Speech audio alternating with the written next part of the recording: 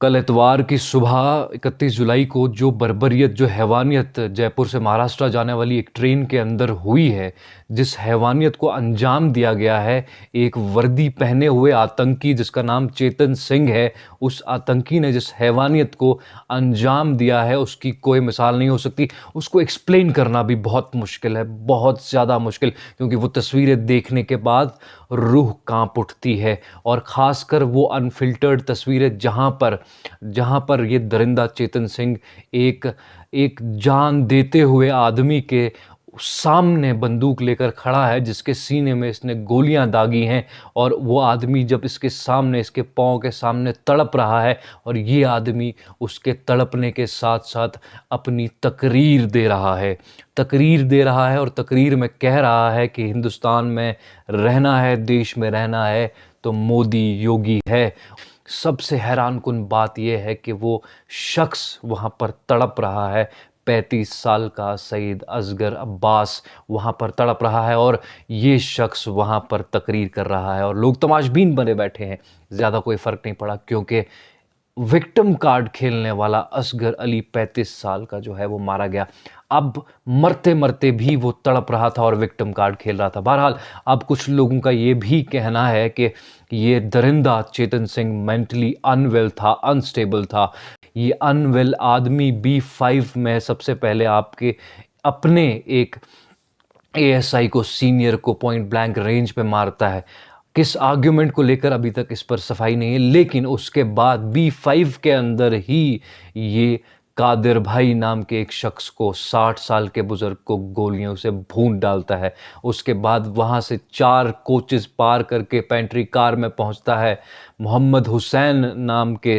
मोहम्मद हुसैन नाम के एक शख्स पे गोलियां बरसाता है। उसके बाद 2 कोचेस और पार करता है, और उसके बाद एक और दाढ़ी वाले शख्स को देखता है जिसका नाम असगर अली होता है, 35 साल का, और उसको गोलियों से छलनी कर देता है। तो इन 3 कोचेज़ में, अलग अलग कोचेज़ में जाकर ये गोलियां दागता है, और उसके बाद हेट स्पीच भी देता है, और हिंदुत्व और इसकी बातें भी करता है, और योगी और मोदी की बातें करने के बाद, और इसके डिफेंस में रेलवेज़, भक्त और राइट विंग ट्रोल्स, नफरती चिंटू सब के सब एकदम आ जाते हैं।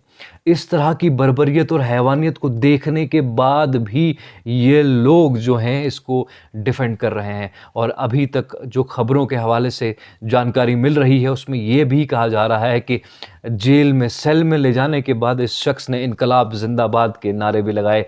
शायद गोडसे का भक्त था, शायद गोडसे के रास्ते पे चलने वाला शख्स था, लेकिन इन मासूम निहत्थे मुसलमानों का कसूर क्या था, इनकी गलती क्या थी?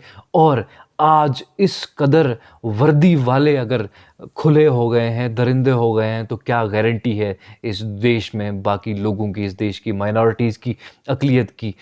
खड़े खड़े पलक झपकते इस शख्स ने 3 दाढ़ी नुमा शख्सों को निशाना बनाया, गोलियों से भूंद डाला, और एक तड़पती हुई ज़ख्मी एक शख्स के, अपना दम तोड़ते शख्स के सामने ये अपनी तकरीर दे रहा था, आखिरी तकरीर दे रहा था। और उसके बाद इनकलाब के नारे भी इसने जेल के अंदर, सलाखों के अंदर भी सुनने में, अभी तक कुछ सोर्सेज के हवाले से ये बताया जा रहा है।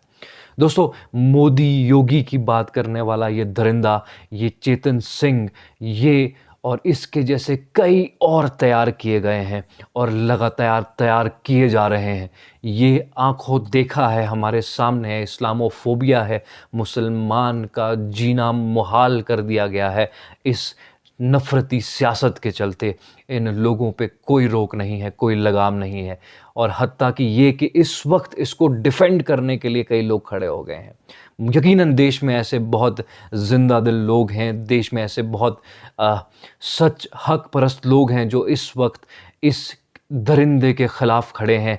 हिंदू हैं, मुस्लिम हैं, सब के सब खड़े हैं, लेकिन कुछ ऐसे लोग भी हैं जिन्हें नफ़रतों ने अंधा कर दिया है, और उनकी नफ़रतों का इस हद तक चले जाना कि वो इस तरह की बर्बरियत और हैवानियत को भी डिफेंड कर रहे हैं।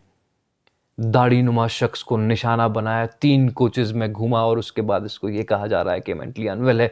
तो इसकी कहानी, ये कहानी हिस्टोरिक है, ये दरिंदगी, ये हैवानियत हिस्टोरिक है। इसका शायद ही कोई और मिसाल हो सकती है, इसकी शायद ही कोई और कभी इस तरह की बर्बरियत पे कोई उतर सकता है। मुझे यकीन है कि इसके बाद शायद कुछ लोगों की आँख खुल जाए, अगर नहीं खुलती तो एक दिन शायद आपको निशाना ना बनाया जाए, लेकिन फिर भी किसी और के नाम की गोली कहीं आपके सीने में ना उतर जाए, क्योंकि लगेगी आग तो आएँगे घर कई ज़द में, यहाँ पर सिर्फ़ हमारा मकान थोड़ी है।